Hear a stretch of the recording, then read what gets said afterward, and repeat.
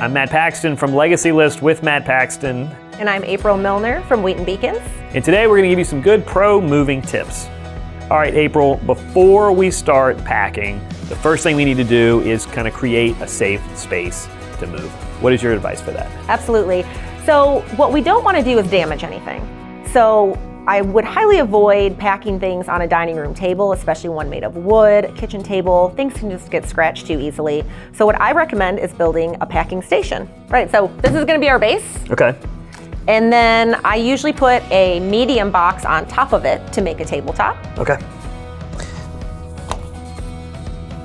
So this is my preference. Yeah, no, I love it. So we have the large box on the bottom, double sealed, and then we have the medium box up top. Correct. And the reason I like to put another box on top is because when you have a fresh stack of paper, it's going to be heavy and it's going to sometimes fold over the sides if you don't have a wider top, and then it kind of falls. So now we have our clear, safe space, and this also allows us to make sure we pack up all the furniture as well. Correct. And that's one thing I love about this. Okay, so now we know where to start packing. Correct. Okay, how do I properly label the box? Well, labeling is so important, especially if you want everything to end up in the proper rooms so you can find it at your destination. Love it. So most moving boxes will automatically have some type of key on the side of them.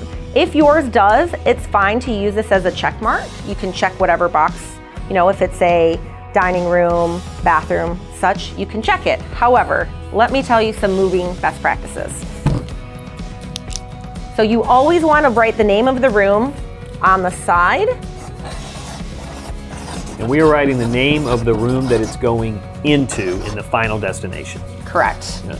And on the top. Why do you think we do that, Matt? Because some people look on the top and some people look on the side. That's correct. When your movers come in, they will have multiple boxes stacked up on a dolly, wheeling them in, and they need to read where those boxes are going.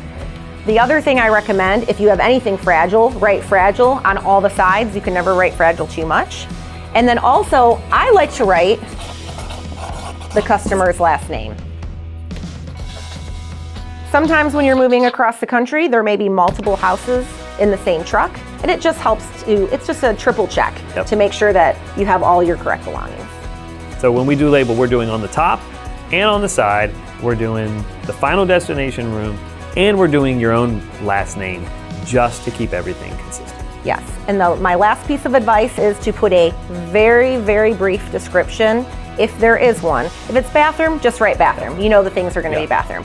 If it's the room like the kitchen, where you might have 15 to 20 boxes coming out of the kitchen, you can just write on here, coffee pot. Pots and pans, right? Just something, it doesn't have to be more descriptive than that, but that way, as the customer is unpacking, they can look and say, oh, there's my pots.